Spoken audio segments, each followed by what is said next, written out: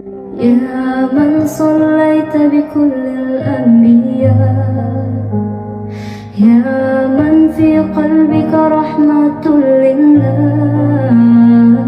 يا من ألفت قلوبا بالإسلام، يا حبيبي يا شفيقي يا رسول الله، بأمي وأبي فديتك سيدي، صلاة وسلام